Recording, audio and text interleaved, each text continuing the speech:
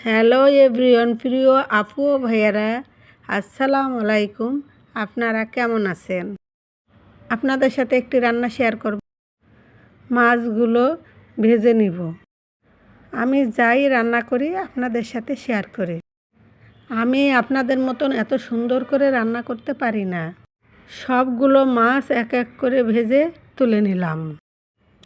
তেলের ভিতর দিয়ে দিলাম কিছু পরিমাণ পেঁয়াজ কুচি ও মরিচ কুচি। প্লিজ আপু ও ভাইয়ারা ভিডিওটি সম্পূর্ণ দেখবেন। পেঁয়াজ কুচি ও মরিচ কুচি ভালো করে ভেজে নিলাম। এখন দিয়ে দিব আদার পেস্ট, জিরার পেস্ট, রসুনের পেস্ট,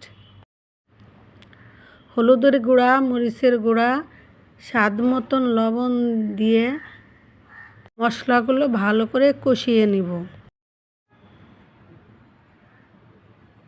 ভিডিওটি ভালো লাগলে লাইক ও শেয়ার করে দিবে।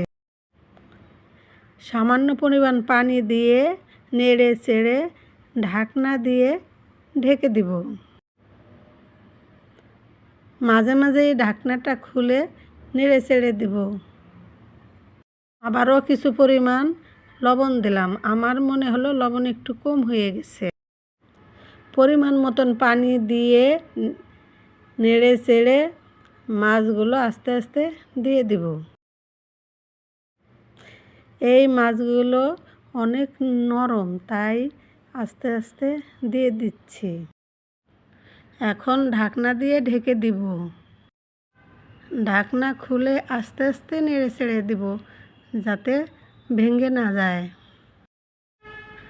আবারও ঢাকনা দিয়ে ঢেকে দিব। ঢাকনা খুলে আস্তে আস্তে নেড়ে চেড়ে দিয়ে কিছুক্ষণ রান্না হতে দিব। তৈরি হয়ে গেল আমাদের ফাইসে মাছ ভুনা।